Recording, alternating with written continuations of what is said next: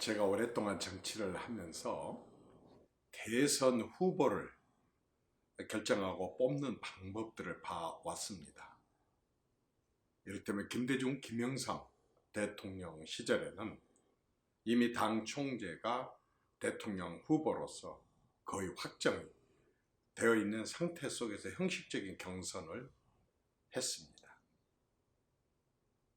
그분들 이외에 다른 사람들이 대통령 후보가 될 가능성은 거의 없죠.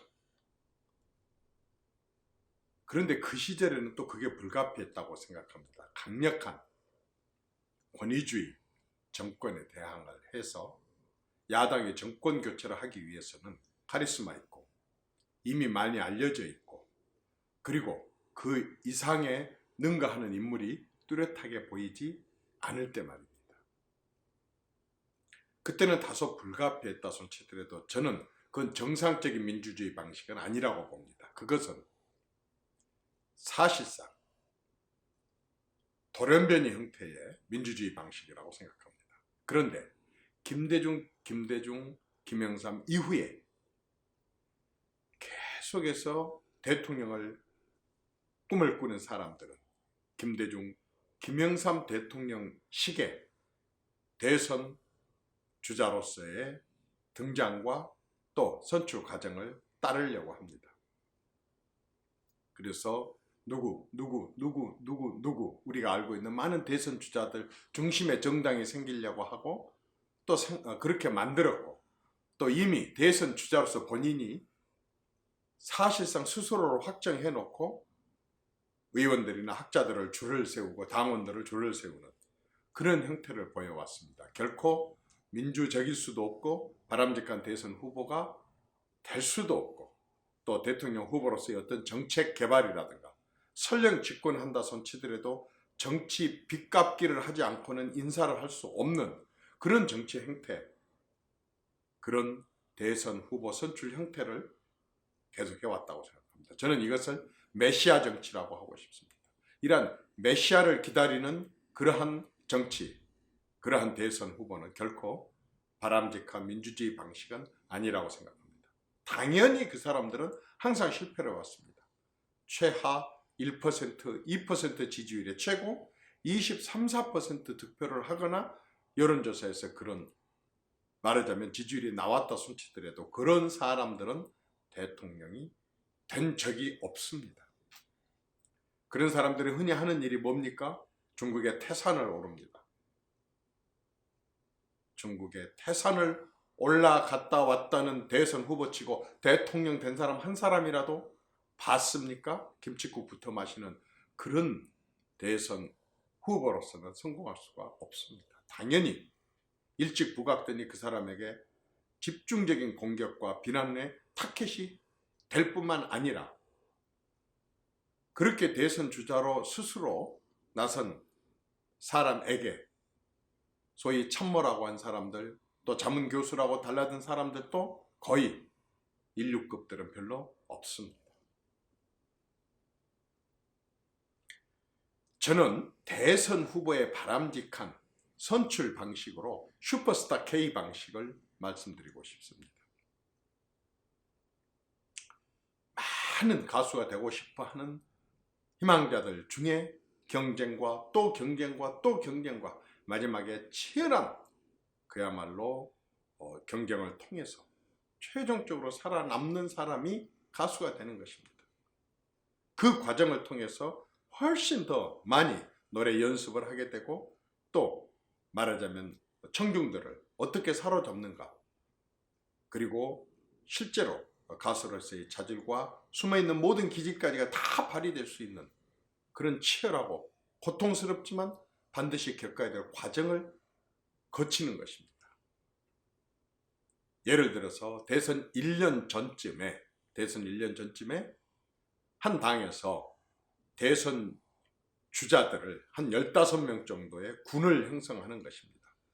본인이 희망한 사람들 중에 일정한 지지율을 확보하고 있는 사람이나 또는 삼고초려를 해서 영입을 해오되 꼭 대통령이 된다기보다는 솔직히 말해서 그 당에 최종적으로 뽑히게 될 대선 후보의 정책적인 단련과 훈련을 위해서 어항 속의 메기 역할을 하는 것입니다. 그렇게 해서 한 1년 전에 약 3개월 동안 이 15명의 예비 후보들이 전국의 한 시군도 빼지 않고 전체를 순방하고 돌아다니면서 현장에서 정책 발굴도 하고 현장에서 토론을 하는 것입니다. 그리고 그것은 인터넷으로 항상 생중계를 하는 것입니다. 그리고 나서 8개월째 되는 9개월째 되는 해 그 시점부터 이제 보름에 한 명씩 탈락을 시키는 것입니다. 무작위로 매번마다 약 5만 명 정도의 배심원단을 뽑아서 투표를 하게 하고, 그리고 전국민 여론조사를 하고 당원들 여론조사를 통해서 말하자면 한 명씩을 탈락을 시키는 것입니다. 15명에서 한 6명 정도가 탈락되는 9명째부터는 아마 국민적인 관심이 쏠리게 될 것입니다. 끊임없이 전국을 돌고 또 돌면서 온갖 민생 현장에서 토론을 한 것입니다. 안보 현장에서, 산업 현장에서, 농어촌에서, 환경 현장에서, 노동 현장에서, 문화 산업 현장에서 수없이 많은 사람들과 토론을 하고 현장을 살피는 것입니다. 예를 들자면 경북 의성에 오전에 한 10시쯤에 이 15분을 태운 버스가 의성군에 도착을 했습니다. 거기서 조를 나눠서 이제 쫙 퍼집니다. 어떤 사람은 농촌 지역에 빈 농가 실태를 가서 파악을 하고, 어떤 팀들은 가서 또 농촌 노인들의 건강과 보건 상태를 살펴보고, 어떤 사람들은 농촌 지역에 있는 중소기업들은 어떤 형태인지, 농촌 지역의 교육 상태는 어떤 것인지, 그리고 실질적으로 농업을 포함한 여러 가지 소득 사업들은 어떻게 하고 있는지 살피는 것입니다. 공단에 가서는 중소기업, 대기업들과, 그리고 교육 현장에 가서는 교사들과 학부형들과 학생들과, 그리고 청년들과, 노동 현장에서 노동자들과, 많은 분야의 이러한 현장을 다니면서 실제로 의견도 함께 듣고 그리고 토론을 하는 것입니다. 물론 가기 전에 각자가 다 준비를 많이 해왔겠죠. 그리고 현장에서 얘기를 듣겠죠. 오후에 2시나 3시쯤에 어떤 말하자면 폐교라든가 어떤 강당이라든가 광장이라든가 이쪽에 모여서 일반 주민들과 함께 무작위 토론을 하는 것입니다. 특별하게 사회자도 없습니다. 큰 형식도 없습니다. 돌아가면서 실제로 농촌 문제에 대해서 현지인들도 얘기하고 전문가들도 얘기하고, 그리고 이 후보들도 얘기를 하면서 심층적으로 그 문제에 대해서 접근해 가는 것입니다. 본인이 조사해왔던 것은 유감없이 발표를 하고, 또 상대방 얘기를 들으면서 미처 자기가 공부 못했던 것도 알게 됩니다. 이런 과정을 통해서 많은 사람들이 이제 그 당의 대선 공약이 뭐라는 것을 알게 됩니다. 그 공약을 만드는 과정에 국민들이 참여를 하게 되는 겁니다. 정말 어떻게 선정된지도 모르는 일부 자문단들만이 참여를 한 것이 아니라 실제로 후보 각자들이 준비하고, 그리고 현장까지 목격을 하게 된다고 한다면 상당히 깊이 있게 알게 될 것입니다. 이 과정을 통해서 상대방들이 누가 정말 우수하다는 것, 어느 분야에 누가 더 우수하다는 것을 알게 되고, 누군가가 집권했을 때 그 사람을 비록 자기하고 경쟁 상대였지만 장관으로 발탁을 할 수도 있고, 또 끊임없이 자문을 구할 수도 있고, 당의 인재로 그분을 받들어 모실 수도 있는 것입니다. 제일 중요한 것은 소위 대선 주자라고 하는 사람들이 이러한 많은 정책 토론 과정을 통해서 이제 국민들을 설득하는 법을 배우는 것입니다. 국민들에게 설명할 줄 아는 것을 배우는 것입니다. 정치 지도자는 아무리 좋은 정책과 생각을 갖고 있더라도 국민들에게 이것을 얼마나 정확하게 전달하느냐가 제일 중요합니다. 제대로 전달이 안 되면 그 정책은 없는 것입니다. 만약의 경우에 잘못 전달이 됐다. 그 정책은 틀린 것입니다. 우리나라 정치 지도자들이 정말 국민들 앞에 국민들을 설득하려고 하는 노력을 하지 않고 힘으로, 권력으로 이렇게 해서 밀어붙이려고 하는 데서 모든 문제가 발생되는 것입니다.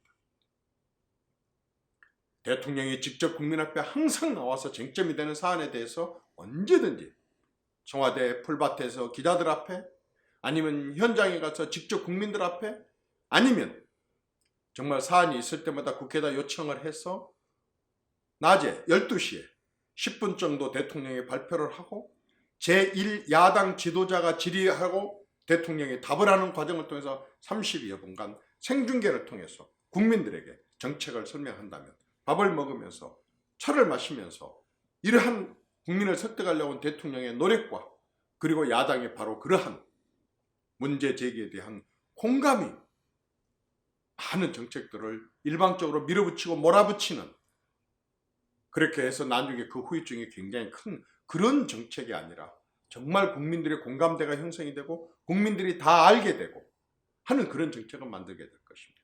지금은 자기 당 국회의원들조차도 대선 공약이 뭔지 모르는 사람이 태반입니다. 심지어는 대통령 스스로도 자기가 만들지 않았고 급하게 만들었기 때문에 대선 공약이 뭔지도 제대로 이해도 안 되는 경우도 많습니다. 어떻게 국민을 설득하겠습니까?